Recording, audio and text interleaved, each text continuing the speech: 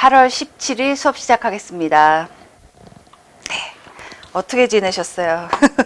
지금 시간은 다가오고 2달밖에 안 남았고 마음은 급하고, 그런데 항상 제게 얘기하는 거 있잖아요. 급할수록 천천히 하세요. 천천히, 호흡은 느리지만 정확하고, 그 다음에 여러분의 이해도를 높이면서 어떻게 돼요? 완전히 몸에 맞게 하셔야 돼요. 시간 그리 많이 남은 거 아니지만 그리 또 적게 남은 건 아니에요. 왜냐면 오늘요, 오늘 할 것 정도 하고 넘어가면 한 달이 그렇게 길지 않아요.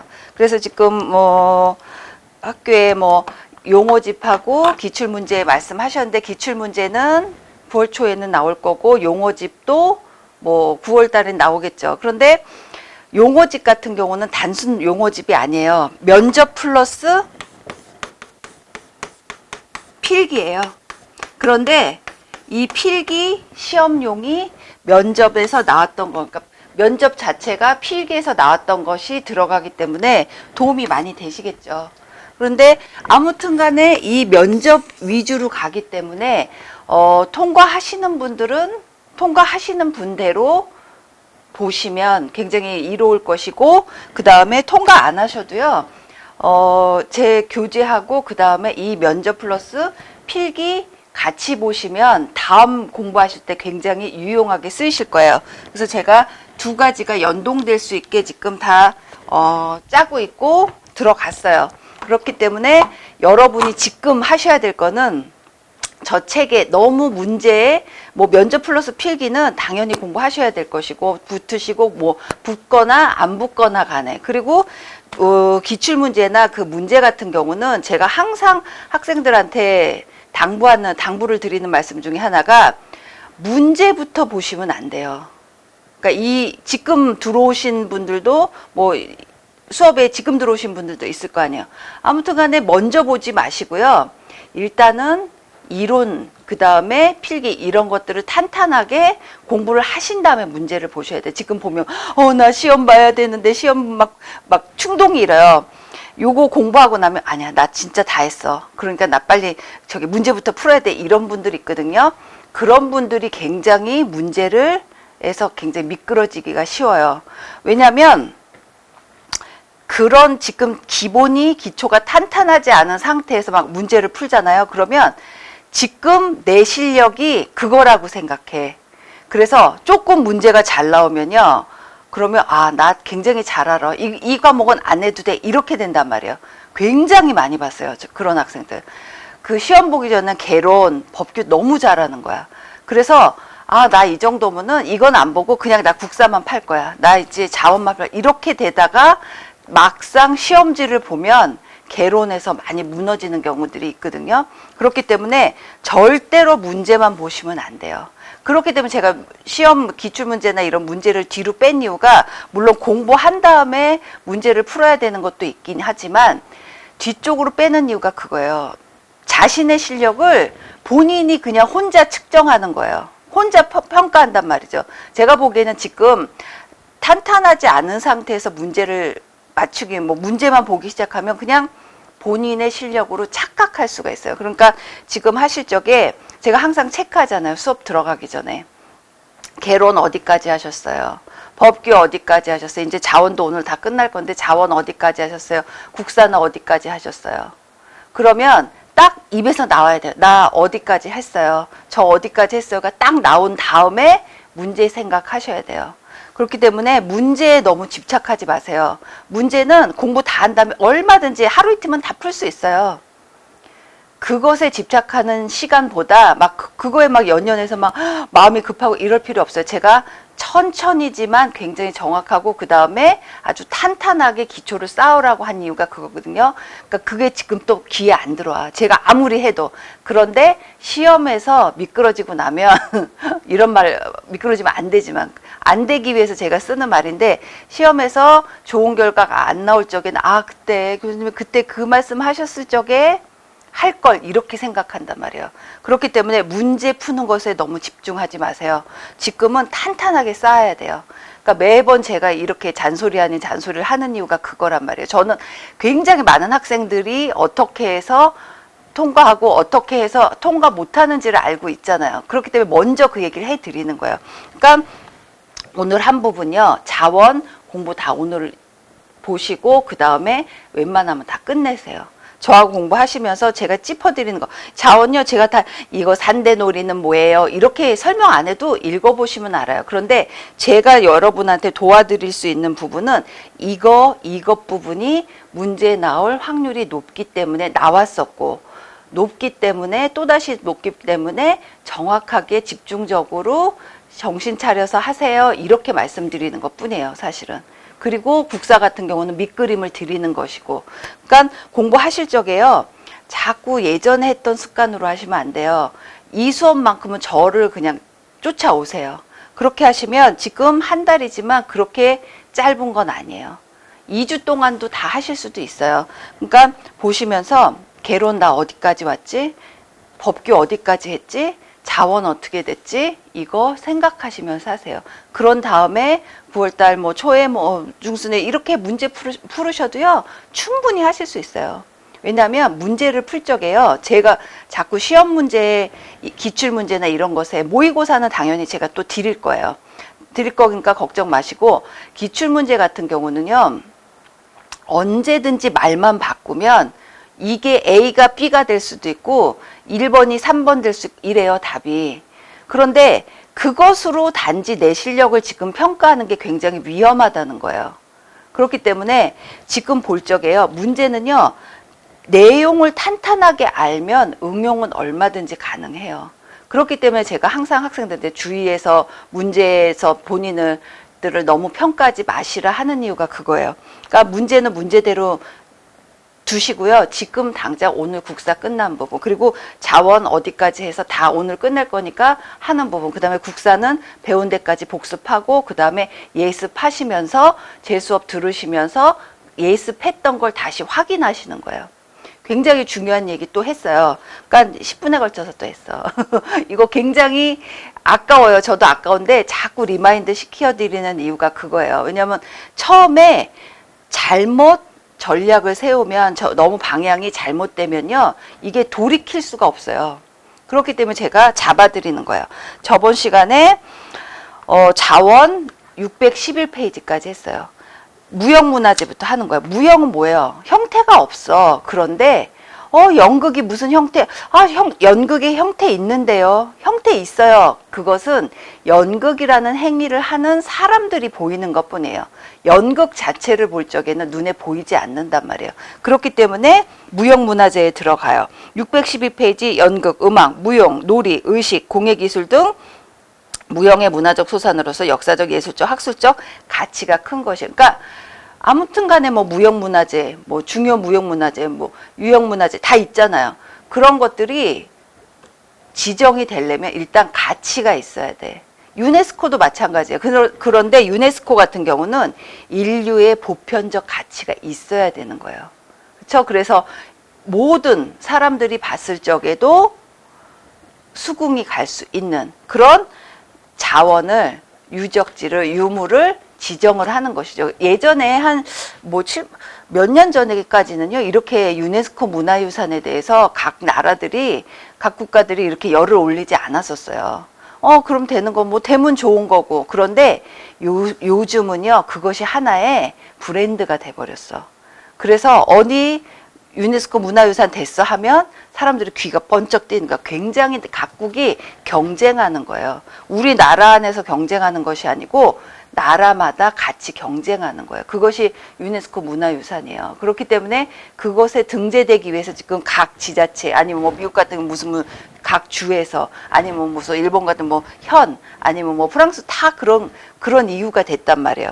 그러니까 결론적으로는 우리나라 같은 경우는 지방자치제로 돌아가는 구조잖아요. 그렇기 때문에 각 지방이 또 경쟁을 할 수밖에 없어요.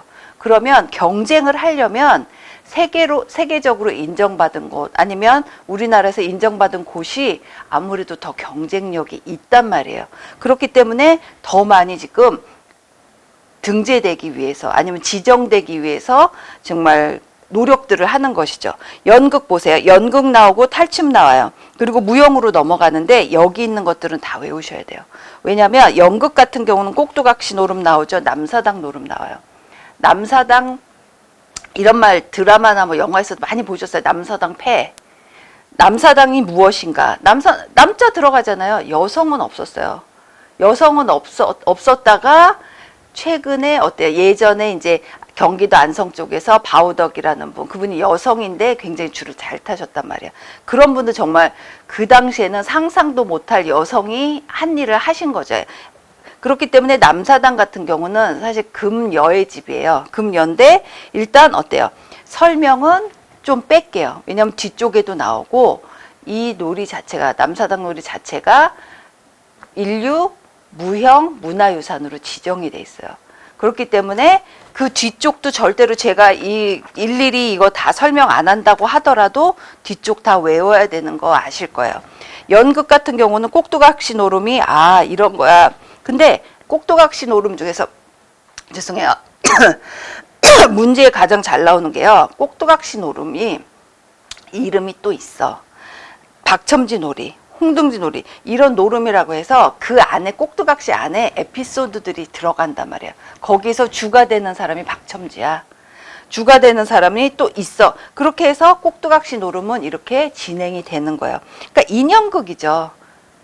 인형극이에요. 그래서 남사당패가 하는 노름 중에 하나고 세상에 대한 풍자를 담고 있어요. 그래서 뭐 세상 풍자 나오는 영화 같은 거 있잖아요. 예를 들어서 예전에 아니면 뭐 왕의 남자 뭐 이런 영화 아니면 뭐 광해에서도 보면 그렇게 이제 세상을 풍자하면서 뭐 시중에서 뭐 떠돌이 이런 사람들 아니면 예전에는 그런 분이셨죠. 지금은 예술인이시지만 그래서 그런 분들이 전국을 순회하면서 다니신 거예요. 예전엔 공연 자체가 없었잖아요.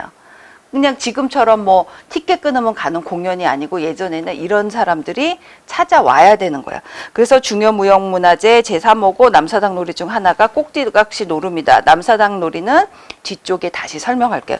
굉장히 중요해요. 연극으로서는 연극이 그리 많지 않아요. 거의 다 탈춤류란 말이야. 다음에 이제 탈춤인데 탈춤 같은 경우는 가면을 쓰고 하죠. 그래서 요거 중요해요.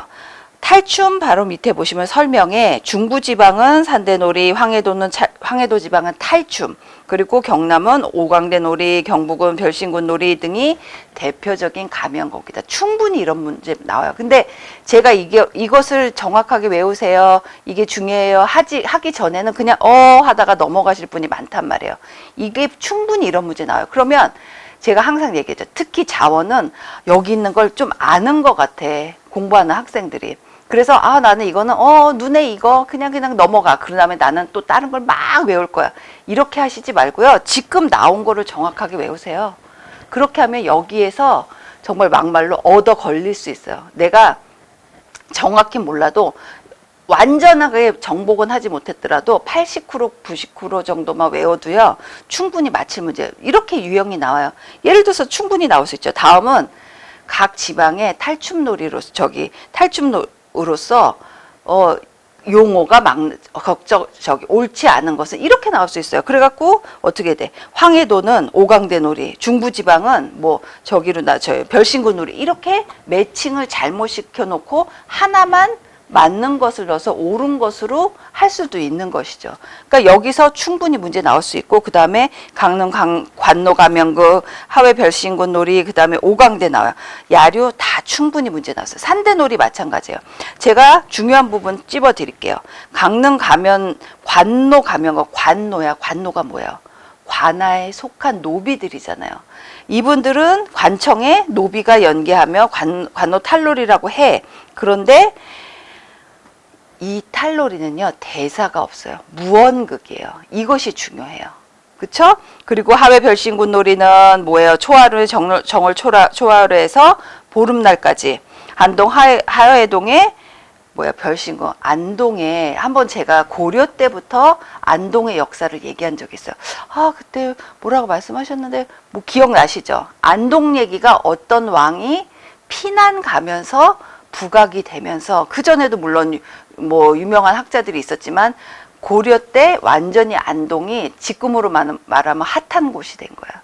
별로 그렇게 아름답지 못한 이유로 안동에 몽진을 가시긴 했지만 아무튼 간에 어떤 왕이 기억하셔야 돼. 그 이후로 안동이 대대적으로 어때요? 조선까지 오면서까지 완전히 선비의 고장 알려진 거야. 그래서 안동 하회마을 굉장히 중요하죠. 왜? 여기 지정됐잖아요. 유네스코 문화유산으로. 공부하셔야 돼요. 그리고 하회탈 모르시는 분 없어요.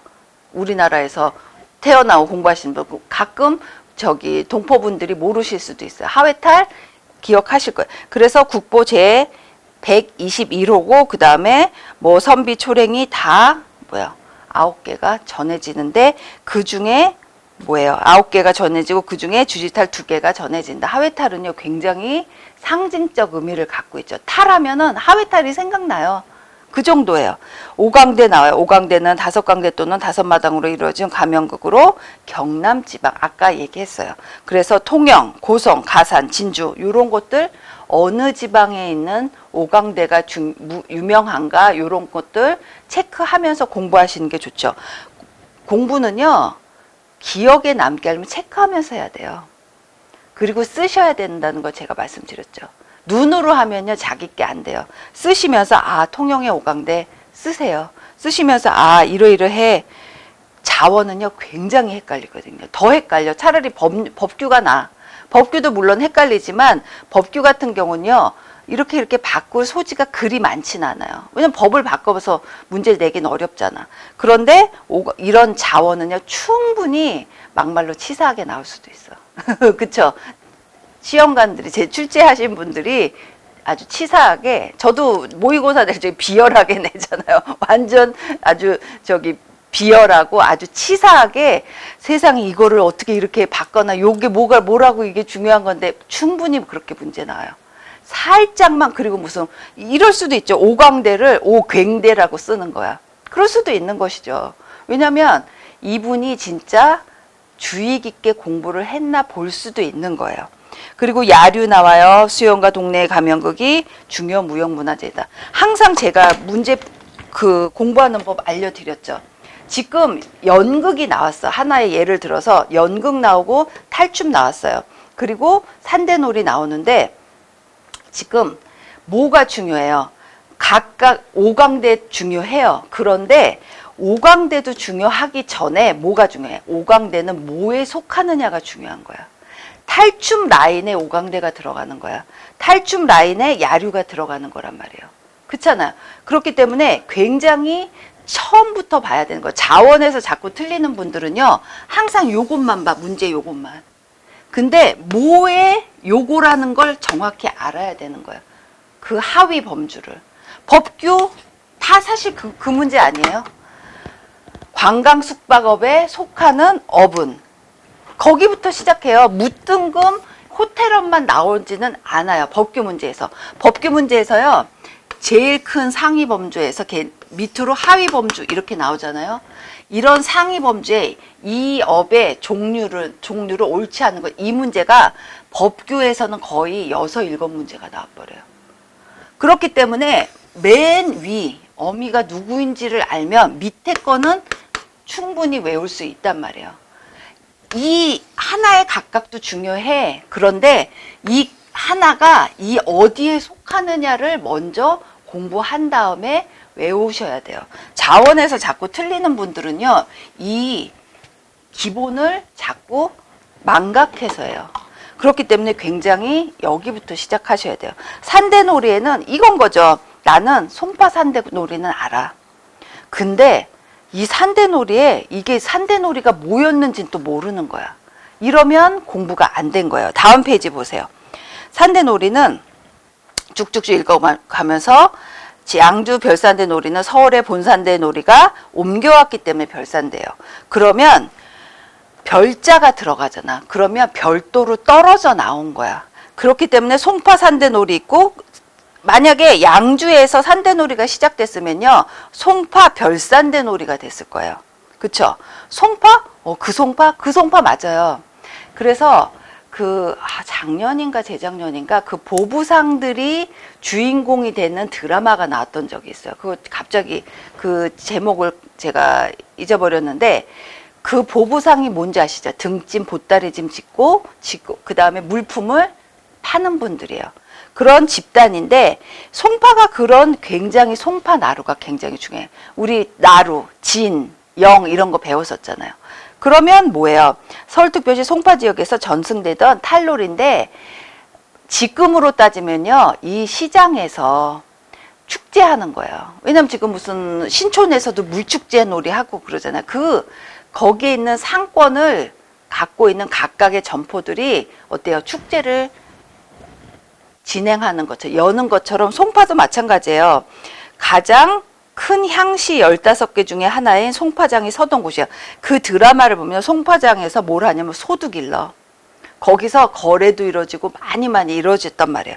그렇기 때문에 이 송파산대놀이는 상인들이 한 거나 마찬가지. 특히 뭐 보부상이 될 수도 있고 이렇게 되는 거죠. 그래서 양주 같은 경우는 산대에서 떨어져 나간 별산대예요. 양주는 이랬어. 그 다음에 해서놀이 나와요. 해서지방, 즉 황해도 지방의 가면국이 해서놀이에요. 봉산탈춤과 강령탈춤, 그 다음에 해주탈춤 이렇게 나가요. 굉장히 중요하죠. 툭 치면 봉살탄춤 사실 거의 다 아세요. 그런데 모르시는 분도 있어. 강령, 해주 이거 다 지역 이름이에요. 아까도 뭐 어디 다 지역이죠. 왜냐하면 지역에서 같은 산대놀이 아니면 같은 해서놀이라도 조금씩 달라. 이 해서놀이를 우리 지방, 우리 지역에서는 이렇게 해석해. 이럴 수도 있는 거예요. 그렇기 때문에 지역이 들어가면 벌써 딱 이 지역에서 이거 했구나 이렇게 보시면 되는 거죠. 그리고 북청 사자놀이 나와요. 그래서 함경남도 부천군에서 정월 대보름에 행해지던 사자놀이에요. 북청 사자는 북청 물장수란 말 혹시 들어보셨을지도 몰라요. 물 길어서 파시던 분들. 그래서 북청은 그걸로 굉장히 유명하거든요. 아무튼 간에 북청 사자놀이 굉장히 유명하죠. 그리고 동제라고 있어요. 동제 같은 경우는 마을에 안녕과 편안함을 기원하면서 올리는 마을의 또 제사야. 우리나라 같은 경우는 항상 제가 얘기하잖아요. 종교가 굉장히 다양해요. 다양하지만 그 안에 다 들어가 있어. 불교가 불교만이 아니야. 토속신앙, 지금 나오는 이런 것들도 사실은 토속신앙에 가까워요. 이제 풍어제 이런 얘기 나오는데 지역마다 토속, 그 다음에 민속 이런 것들이 다 종교에 다 합치가 됐어. 도교, 불교, 유교. 이상하게 유교 국가인 것 같으면서 또 불교적 생태가 강해. 그렇잖아요. 그것이 뭐냐면 굉장히 혼합된 종교라는 거예요. 우리나라 같은 경우는 다른 나라도 마찬가지죠. 무용 보세요. 의식무용이라고 해서 여기 나오는 그 설명은요 다 외우셔야 돼요. 특히 문묘제일에 나오죠. 그 다음에 법무, 나비춤, 바라춤, 벚꽃춤 이런 거 굉장히 중요해요. 문제에 충분히 여기에서 학생들이 이 부분에 대해서 굉장히 어려워하고 어려운 것보다 좀 까다롭고 외우기 싫어하는 학생들 많아요. 그런데 연극이나 무용에서 한두 문제 꼭 나와요. 범패가 뭐야? 다음 페이지 일무재래문은 또 뭐야? 이렇게 나온단 말이에요. 굉장히 중요해요. 요거 다 보시면서 제가 일일이 이거예요. 설명 안 드려도 돼요. 이거 모르시는 분 없어. 그런데 어떤 게 중요하니까 집중적으로 주의해서 보세요. 이렇게는 말씀드릴 수 있죠. 민속무용에 태평무 있어요. 예능무용에 승무, 태평무, 살풀이지만 우리 저 사람하고 사이가 너무 안 좋아. 살풀이라도 한번 해야 될까? 이거예요. 살풀이지만 좀 한이 서려 있죠. 그리고 군무인 징주검무, 그 다음에 승전무, 검무 같은 경우는 검을 쓰는 무용이죠. 그래서 영화나 드라마 제가 이제 자꾸 그 얘기하는 이유가 좀 친숙하게 생각하시라고. 한번 영화나 드라마 보시면서 군무 같은 검무 같은 거 안 보시는 분들 보시지 않았던 분들 없을 거예요. 다 뭐예요? 왕 앞에서 무슨 사신이 왔어. 아니면 왕족들이 있어. 다 모아놓고 이런 무용도 보이고 여러 가지 무슨 무술 시험도 보이고 이런 거 많이 했다면 그것이 지금까지 이어져 내려오는 거예요. 궁중무용 같은 경우 보세요. 쭉쭉쭉 국가의 경사나 의식, 궁중연회 등에서 추전 춤으로 서민들이 추는 민속무용. 그래서 궁중무용에는 뭐 있지? 민속무용에는 뭐 있지? 이것이 문제에 자주 나와요. 꼭 그러면 제가 알려드리잖아요. 이거 중요해. 그럼 이거 외우시면 돼요. 이거 외우시면서 아 이건 이거야 머릿속에. 사실요. 춘행무가 뭐지 알면 좋아. 그런데 정말 난 그것까지는 너무 헷갈려 하면 뭐가 중요해요. 궁중무용에 뭐가 있지 이 정도까지만이라도 아시면 문제 하나는 맞출 수 있는 거예요. 매번 나와요. 궁중무용 뭐 있지? 민속무용 뭐 있지? 서민들이 추던 춤은 뭐 있지? 이거 문제 나온단 말이에요. 그쵸? 그래서 쭉쭉쭉 보면 건무 있죠. 그 다음에 무예무나 무예무 같은 경우는 궁중무용이에요. 고려 때부터 이어져 내려온. 처용무 같은 경우는 처용에 관한 설화 모르시는 분 없을 거예요. 그쵸? 처용이라는 사람의 그 대인배적 마인드에 감동해서 어떻게 돼? 귀신이 물러갔어, 악귀가. 그러니까 어떻게 돼? 처용이라는 사람의 얼굴 탈을 쓰고 춤을 춘다면 이것이 다 궁중에서 이루어지는 거예요. 그래서 처용무 있어요. 그리고 이제 밑에 설명 나오죠. 처용무. 그리고 그다음 뭐예요? 궁중 나래라는 말 많이 써요. 나래에서 아 이런 건 하나의 의식이야. 궁중에서 예전에 아우 그놈의 귀신이 뭐라고 예전엔 귀신이 제일 중요했죠. 그렇기 때문에 뭐예요? 정전이나 각 궁궐 건축 양식 보면요. 그 지붕에 뭐 있어? 잡상들이 있어요. 그 잡상들이 뭐예요? 여러 가지 상들을 올려놓은 이유가 악기 쫓으려고 있는 거예요. 한번 이렇게 경복궁 가보세요. 어느 궁도 가보셔서 그 지붕 보시면요. 여러분이 잘 보지 못했던 여러 가지 무슨 물체들이 있을 거예요. 그것만 또 따로 전시도 해놓기도 하는데 다 뭐예요? 악기 물리치는 거예요. 그러니까 궁중에서는 어때요? 나래 이런 것들이 궁중 나래 이런 것들이요. 뭐예요? 예전에는 악기를 물리치는 용도로 많이 그런 제사들, 의식들을 했단 말이에요. 그 다음에 처용무 나왔죠. 춘행무 나오면 딱 이제는 뭐가 나와야 돼? 효명세자가 딱 나와야 돼. 효명세자가 어머니인 순원왕후의 40대 진원 때 밭에 올린 거예요. 특히 영경당에서 이거를 이제 공연을 하셨는데 효명세자 얘기는 앞으로 나올 거예요. 익종이 추존왕으로 익종인데 이분이 제가 보기에는 이분이 늦게 돌아가셨으면 정말 왕도 되시고 하셨으면요 굉장히 조선 그 말기 있잖아요 후기가 굉장히 오랫동안 조선 왕조가 더 오랫동안 지속될 수도 있었을 것 같아요. 이분 때문에 이분이 너무 빨리 돌아가시는 바람에 세도 정치가 너무 오랫동안 지속됐어. 세도 정치는 무슨 세도 정치야? 외척 세력의 세도 정치인 거야. 그래서 너무 외척 세력이 끝까지 완전 뭐 60년간 거의 60년 터울로 된다고 했죠. 외척 세력. 지속이 되니까 나라의 국력이 굉장히 약해졌어요.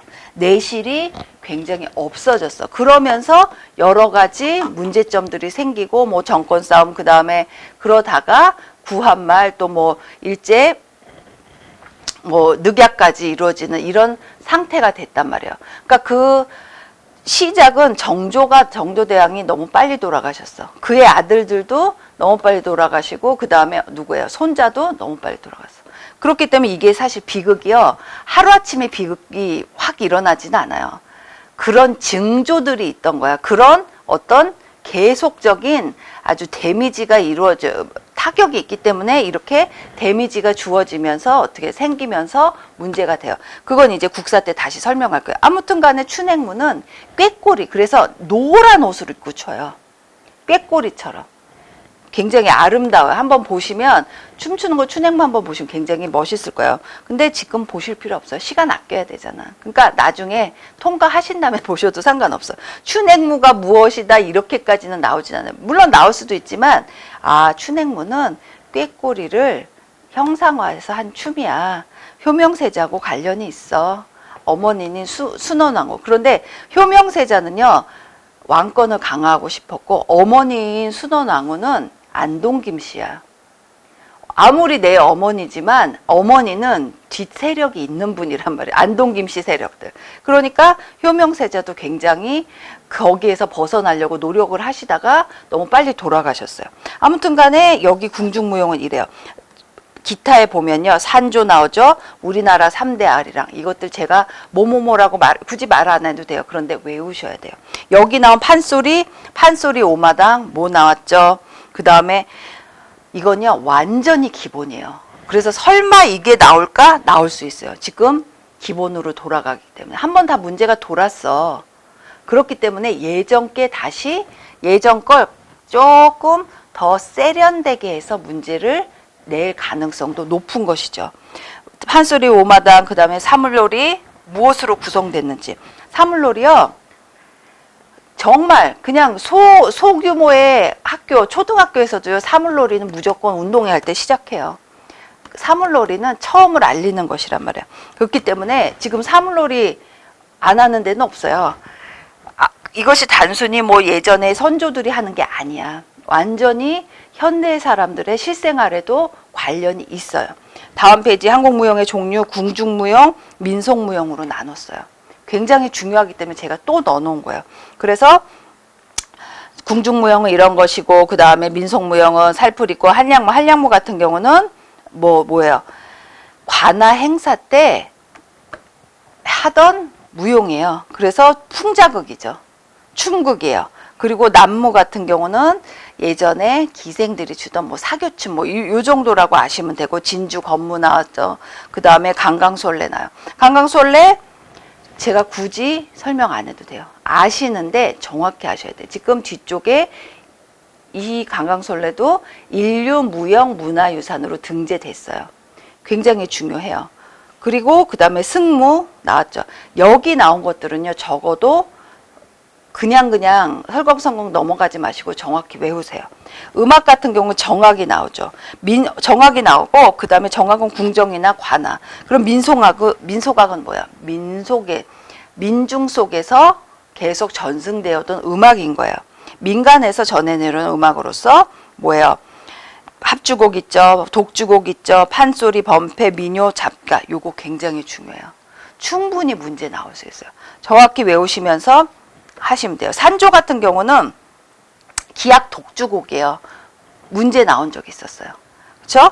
중요하니까 합주곡엔 이래서 합주하는 거죠. 독주곡은 혼자 가야금 산조. 그 다음에 뭐 있어요? 판소리, 범패 쭉쭉 나가요. 굉장히 중요해요. 종묘 제례악은 제가 굳이 설명해야 될까요? 종묘 제례악은요, 종묘에서 제사 지낼 적에 하는 음악인 거죠. 아주 정말 말 그대로. 뒤쪽에 다 나왔으니까 꼭 외우세요. 그 종묘제례 같은 거, 특히 음악을 정리하신 왕이 계세요. 세종대왕이 그걸 또 많이 하셨어. 세종대왕은 이제 오늘 조금 더 얘기하겠지만, 세종대왕은 여러분이 아시다시피 뭐예요? 적절한 인물을 적재적소에 잘 배치해서 좋은 일, 아주 뛰어난 업적을 이루어내신 분이에요. 이 악도 마찬가지예요. 그쵸? 종묘제례 쭉쭉 나오죠. 민요 쭉 나와요. 그러면 궁중음악에는 무엇이 있냐? 궁중음악에는 연례악이라고 있어요. 요거 정도 알아두시면 좋죠. 그 다음에 향약 있어요. 그 다음에 군례악, 군사, 그 다음에 향약 있죠. 이것이 다 궁중음악에 속해요. 그러셔서 이러이러한 것들이 있구나, 요런 정도만 아셔도 돼요. 그리고 제가 조금 더 자원 같은 경우는 조금 더 설명드릴 거예요. 시간 나면. 그런데 기본적으로는 여기 나오는 것을 기본적으로 다 외우신 다음에 그게 들어가야 돼요. 그래서 제가 설명을 군더더기 없이 하는 거예요. 여기 있는 것에다가 막 덧붙이면 너무 헷갈려. 그런데 여기 제 교재에 나온 부분에서 정확히 외우시면요, 탄탄하게 쌓으면 충분히 다른 걸 제가 말씀을 드려도 충분히 외울 수 있단 말이에요. 종묘제례, 민요 나오죠? 그 요약정리 보시면 가곡 나와. 이것도 문제 나온 적이 있어요. 이런 거 정말 주의 깊게 안 볼 가능성 높지 않아요? 그런데 충분히 나와요. 그리고 우리나라의 3대 전통 성악하면 창가, 판소리, 범패야. 판소리 얼마나 대단해요. 정말 고유한 우리 문화 유산이죠. 완전히 눈에 보이진 않지만 정말 유산이란 말이에요. 공예기술 나오죠. 여기서도 충분히 문제 나올 수 있어요. 토기, 자기, 그 도자기는 뭐예요? 높은 온도, 1000도 이상, 거의 1200도 이상이에요. 그러면 특징 나오죠. 발전과 태조 보면요, 이거 중요해요. 발전과 태조에 보면 순수청자가 11세기에 나왔어. 그 다음에 상감청자, 11세기, 12세기, 이때 완전 어지러울 때. 특히 12세기. 무슨 왕조였는데? 고려 때예요? 조선 때예요? 그쵸? 이때 상감청자 나왔었어요.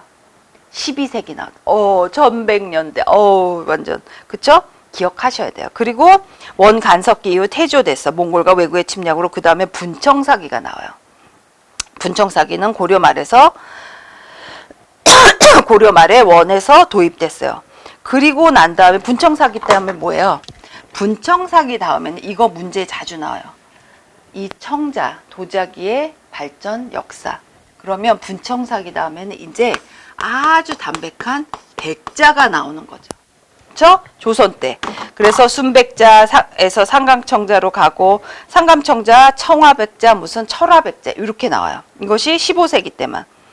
그런 다음에 백자, 이제 뭐예요? 조선 우리 문화 배울 적에 이 백자 얘기가 좀 나올 거예요. 그런데 여기서 중요한 건 그거예요. 상감청자에서 무조건 백자로 넘어가지 않아. 분청사기에서. 백자 제가 안 넣어놨으니까 백자 적어 놓으세요. 그래서 순백자 있고요. 상감백자 있고요. 청화백자 있고요. 철화백자 있고 그래요. 15세기. 그러면 예전에 이런 것도 가끔 문제 나와. 예를 들어서 종이를 만들던 관청. 그 다음에 무엇을 만들던 관청. 그 다음에 무슨 스님이 뭐 활자 만들려고 무슨 모두 설치하고 그랬는데 그런 것들 문제 나오거든요. 그런 거 정확히 외우셔야 되죠. 왕실에서 백자를 공급하기 위해서 만든 또 관아가 있어요. 관청이. 그것이 사옹원이에요. 이런 것도 충분히 문제 나올 수 있죠. 그런데 내가 모르더라도 어때요? 이제는 눈치로 맞출 수 있어야 돼. 옹자 들어갔잖아요. 그러면 뭐예요? 자기 비슷하지 않을까? 자기 아니면 항아리? 뭐 이런 거. 충분히 이제는 이런 센스가 발동해야 될 만큼 몇 달을 오신 거예요. 내가 설사 모르더라도. 그런데 우린 알고 있잖아요. 사옹원 하면 이제 뭐야? 왕실에서 백자를 공급하기 위해서 만든 설치된 곳이에요. 그리고 다음 페이지 상감청자 나오죠. 상감청자에서 음각이 나와. 음각은 뭐야? 파는 거야. 양각은 도드라지게 만드는 거예요. 상감청자 나오죠. 그래서 상감청자 같은 경우는 나전칠기에 그 자기 있잖아요. 자개 장식을 응용해서 만든 거예요. 나전칠기 얼마나 아름다워요. 나전칠기 제가 한번 얘기한 적 있죠. 지금 말도 못하게 비싸. 그쵸? 근데 예전엔 그렇게 비싸지 않았어. 지금은 공급하는 사람들이 많지 않아서 그래요. 힘들 걸 안 하시려고 한단 말이에요. 그리고 가딜이라거나 요것도 문제 나온 적 있어. 가딜은 뭐야? 가딜은 가딜이에요. 말 그대로 갓을 만드는 일이에요. 그런데 뭐가 있어? 가딜은 그 작업마다 용도, 이름이 달라. 가디를 하는 사람을 입자장이라고 하고, 그 다음에 양태 작업, 그 다음에 간 모자 작업, 조립 작업 이렇게 나눠져. 요거 충분히 문제 나왔었어요. 예전에 체크하시고. 한산 모시짝이 나오죠. 한산 모시짝이 얼마나 대단해. 유네스코 인류 무형문화유산에 들어가 있어요. 굉장히 중요한 거예요. 그리고 유기장 나오죠. 그 다음에 장도장 나와. 장도 뭐예요? 예전에 여성분들이 뭐예요? 그 짧은 칼, 호신용 아니면 우리 가문을 상징하는 문양이 들어있는 거. 이런 것들 장도장이에요. 가문마다 모양이 좀 달라. 그쵸? 공부하시고, 그 다음에 무속이 나와요. 무속 보면은 쭉쭉 세습무 나오죠. 내린군 나오죠. 이런 것들 다 외우셔야 돼요. 신내림 하시잖아요. 그리고 영산제 나와요. 영산제 특별히 문제 나온 적이 있는데 죽은 이의 명복을 비는 거야. 그래서 뭐 천도제 같은 경우는 49제라고 해서 영산제 때 뭐예요? 이때 가시는 거죠. 49제. 그러셔서 천개의 테너 천도제죠. 이분이 돌아가셨으니까 잘 가세요. 잘 올라가세요. 이런 것들이에요. 그래서 이거는 이제 하나의 그냥 제가 이제 그 상식으로 말씀드리면 옛날 요새 같은 경우는 뭐 장례식장에서 분들이 검은 한복을 많이 입잖아요. 검은 그 복을. 근데 사실은요, 이런 예전에 할머니들은 검은 거를 잘 안 입게 하셨어요. 그래서 꼭 소복을 입게 하셨거든요. 하얀 소복을. 왜냐하면 그런 또 얘기가 있어요. 자손들이, 유가족들이 검은 옷을 입고 있으면 그 돌아가신 분들이 가는 길이 밝지가 않대. 그래서 밝게 하기 위해서 소복을 입었는데 어느 순간 뭐 조금 뭐 재벌이나 무슨 이런 연예인분들이 검은 복을 입기 시작하면서 그게 또 유행이 된 것 같거든요. 근데 실은 이것도 하나의 이제 뭐 여러 가지 사상도 있지만 미신일 수도 있는데, 소복을 예전에 할머니들은 자꾸 그런 일에 뭐 상을 당했을 적에 소복을 입으라는 이유가 있어요. 그렇기 때문에 하얀 소복을 입어야 뭐 돌아가신 분이 잘 밝은 길에 간다, 이런 얘기도 있어요. 그러니까 하나의 뭐예요? 믿음인 거죠. 미신일 수도, 다른 분들이 보시면 미신일 수도 있고 그게 뭐가 그렇게 중요해 할 수도 있지만, 또 뭐 그것을 또 믿는 분들은 또 그렇게 하실 수도 있어요. 그러니까 사실 법은 없어요. 법은 없지만 또 이런 분들은 이렇게 하고 이런 분 풍속이 될 수도 있죠. 은산별신지 한번 보세요. 충남 부여군 은산면에서 열린 축제예요. 사실은 이것이 뭐예요? 아픈 제야. 왜냐하면 병사들이 부여 쪽에 있었잖아요. 부여 어디에 도읍지였지? 기억하셔야 되죠. 이거 모르시면 이거 공부 하나도 안 한 거예요. 그냥 다 접어. 지금은 그렇게 하셔야 돼요. 아무튼 간에 부여 같은 곳에서 아무래도 많이 피를 흘리시지 않았겠어요? 그 병사들의 넋을 기리는 진홍굿의 성격을 띠어요. 그것이 은산별신제예요. 풍어제 나오죠. 지금요, 제주도 같은 경우 아니면 그 지역에서 그 마을이 어때요? 고기잡이로 업을 하시는 분들이 있는 데서는요, 거의 다 풍어제 해요. 제주도도 마찬가지예요. 그래서 풍어제는 크게 마을 전체 주민이 참여하는 공동 제의와 선주등이 주재하는 개인 제의로 나눌 수 있어요. 그러니까 배에서 사고 날 확률이 굉장히 높잖아요. 굉장히 그 뱃일이 아무나 하실 수 있는 게 아니죠. 힘들기도 하고 위험하기도. 그러니까 어떻게 돼? 꼭 제사를 지내서 어때요? 마음의 안정을 얻는 이유도 있어요. 아무튼 간에 그것도 하나 굉장히 오랫동안 지속되어 온 풍습이자 제례예요. 진도 식긴군 나오죠. 석전대제, 이런 것들 중요하죠. 석전대제는 문묘, 그 다음에 키워드가, 석전대제 하면은 키워드가 딱딱 떠올라야 돼. 공자. 그 다음에 공자와 그 제자들을 위해서 우리나라의 유명한 유학자들의 16분을 모셔놓고, 위패를 모셔놓고 하는, 드리는 제사예요. 그래서 요거 굉장히 중요하죠. 그 다음에 사직대제. 사직대제는 종묘사직 이런 말 많이 하잖아요. 사직이 그 사직이에요. 그래서 곡식의 땅, 신, 그 다음에 땅과 곡식의 신에게 어떻게 돼? 농사 잘 짓게 되고. 이거 굉장히 제일 중요하죠. 예전에는 다 농업밖에는 할 게 없었잖아. 주 산업이 농업이기 때문에 굉장히 중요해. 명절 나오죠. 쭉쭉 읽어가면서 명절, 4대 명절. 오른쪽에 보시면요. 4대 명절 이제 앞으로 나올 거고 24절기 나와요. 제가 요약 정리 때 봄, 여름, 가을, 겨울까지 넣어놓은 이유는 이름들이 다 다르잖아요. 그렇기 때문에 봄에는 입춘이야, 봄이 왔어, 우수 나오죠. 이런 것들은 특히 619페이지의 요약 정리는 굳이 외우지 않으셔도 돼요. 그런데 우리 귀에 익은 것들은 좀 외우시면 좋죠. 예를 들어서 입추, 입동 이런 것들, 그 다음에 뭐 하지, 추분, 동지 팥죽 먹잖아. 왜? 뭐예요? 이유가 있어요. 그쵸? 아무튼 간에 요런 것들 외워두시면 굉장히 유용하게 쓸 거예요. 팥죽은 뭐야? 뭐 귀신은 쫓는 거죠. 예전에는 정말 그 귀신에 대한, 악귀에 대한 그 트라우마들이 많으셔갖고, 아무튼 간에 왜냐면 귀신이 다 병을 들게 하고 귀신이 다 황폐하게 만들고 이렇게 생각하셨을 때가 있었단 말이에요. 지금도 귀신 무서워하는 사람들 얼마나 많은데, 지금 놀이동산 가서 귀신의 집 들어가서 막 자지러지는 사람 엄청 많잖아요. 그거 다 그거예요. 그러니까 뭐야? 귀신이 예전 귀신도 있지만 뭐 드라큘라도 있고 많죠.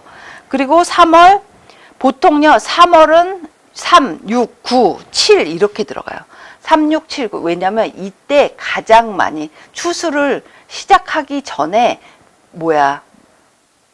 별을 심는 때야. 그러니까 3월부터 시작돼. 3월은 3월 삼진날이란 말 써요. 그래서 음력 3월 3일이 3월 삼진날이야. 6월은 음력 15일. 6월 유둔날이라고요. 7월 같은 경우는 백중날이라고 해서 음력 7월 15일이에요. 그리고 9월 9일은 중양절이야. 그래서 제비가 봄에 왔다가 그 9월 9일날 중양절에 제비가 돌아가는 거야. 따뜻한 곳을 찾아서 돌아가는 시기예요. 특징 나오죠. 전통 민속놀이 이것도 중요해요. 남사당 놀이 아까 제가 말씀드린 그 남사당 놀이, 남사당 패들, 그쵸? 그래서 요거 다음 페이지 620페이지 보시면요. 쭉쭉쭉 읽어 가시다가 이거 중요해요. 남사당 놀이에서 어떤 놀이들이 들어가는지. 예를 들어서 풍물, 번화, 덧배기 요거 굉장히 중요해요. 그래서 아까 말한 꼭두각시 노름을 제가 자세히는 설명을 안 했는데 거기에서 보면 꼭두각시라는 인형을 사용한단 말이에요. 그래서 3-4명은 그 인형을 조정해요. 그 다음에 한 3-4명은 또 악사, 음악을 연주한단 말이죠. 요런 거 보시고 그 다음에 영산 줄다리기 얼마나 중요해요. 줄다리기 저기 등재됐잖아요. 그리고 광주 칠석 고싸움 놀이는 고싸움 같은 경우는 볏짚으로 그곳을 다 이어갖고 거대한 고를 만들어서 싸우는 거예요. 그것이 광주 칠석 고싸움 놀이고 안동 차전놀이 같은 경우는 통나무로 하는 거예요. 그래서 통나무 싸움이라서 동체를 매지하는 뭐예요? 완전히 몸싸움도 일어나. 안동 차전놀이는요. 완전 밑에 거기 올라간 양쪽에 한 분씩 말고는 밑에서는 몸싸움도 해요. 굉장히 이거 유서 깊은 놀이에요. 그래서 이걸로다가 각 마을의 풍흉을 예측하는 거란 말이야. 졌어. 그러면은 어떻게 돼? 우리 마을에 이제 이번에는 가뭄이겠구나. 막 이런 것들이 있는 거야. 사실 그렇지 않을 가능성이 훨씬 높죠. 그런데도 일단은 겨루기를 하는 거예요. 그래서 짱돌 던지기도 있잖아요. 그런 것을 이제 제가 넣진 않았지만 짱돌 던지기도 있고 연날리기 있고 그다음에 강강솔레 또 나왔어요. 그다음에 석전이 그 짱돌 던지기예요. 그래서 남성의 돌 던지기로 편싸움이라고 하는데 그것 때문에 이제 드라마에서도 그런 게 많이 나와요. 일단 우리 마을이 이겨야 돼. 그러니까 돌을 던지면 맞아서 사실 사망할 수도 있죠. 근데 그거는 당연한 거야. 그럴 수도 있고 안 그럴 수도 있지만 누가 기가 센가 이것도 중요하죠. 저쪽에서 돌이 날라와. 돌이 날라오면 나 피하는데 피하는 것도 잘 피하는데 막 비겁하게 막 도망간다거나 그럼 벌써 진 거야. 이런 거 있잖아요. 코피 먼저 흘리면은, 코피 나면은 지는 거라고. 그런 것처럼 완전히 이것도 하나의 자존심 싸움인 거예요. 그래서 이런 것들, 각 한 지방의 동편과 서편으로 나눠서 수백 배의 거리를 두르고 돌팔매죠. 사실 이거 굉장히 위험한 거 아니에요? 지금 현대인의 눈으로 볼 적에는 굉장히, 저렇게까지 사람 상해가면서 하는데 이것도 하나의 전통인 거예요. 그 마을의 자존심 싸움이고. 그쵸? 안동 노다리 밟기 이거 굉장히 아까 나온 안동 지방에서 여인들이 어떤 공주를 위해서 했던 거예요. 이거 충분히 얘기했었어요. 다 외우셔야 될 것들이에요. 그러셔서 기타에 보면은 기타 제가 나올 만한 것들 다 넣어놨거든요. 나전칠기, 장승, 수세 이거 충분히 문제 나왔었어요. 자원에서 자꾸 미끄러지는 이유 중에 하나가 좀 성적이 내가 생각했던 것보다 많이 안 나왔다고 생각하는 건 일단 보면요. 강릉 단오제 이거 들어봤는데 내가 정확히 외우지 않았어. 그래서 지금 많은 일들이 일어나는 거예요. 그렇기 때문에 여기 나온 특히 기타에 보면 다음 페이지도 보면 백중놀이 나오죠. 중요 무형문화재 다 넣어놨어요. 그런데 앞에 나왔던 것을 다시 정리해 넣었는데 충분히 문제 나올 수 있어요. 그래서 622페이지에 보면 종묘 재래약 있죠. 별산대 놀이 쭉쭉 있죠. 그 다음에 처형무 나오면 전통음악 나오고 계례, 관례까지 정확히 외우셔야 돼. 문제 나왔었던 거예요. 남자가 15세를 넘으면 상투를 틀어 가슴을 찌우는 의식은 무엇인가? 이렇게 문제 충분히 나와요. 이거 완전히 너무 어렵지 않잖아요. 내가 정확하게 외우지 않았을 뿐이야. 자원은요, 뭐가 굉장히 어렵고 굉장히 유식해 보이고 고급지고 이런 문제가 나오지 않아요. 그냥 일상적인 문제가 충분히 나올 수 있어요. 아주 단순한 문제가 나올 수 있기 때문에 이 베이직한 기본에 충실하시면 돼요. 잠깐 쉬고 할게요.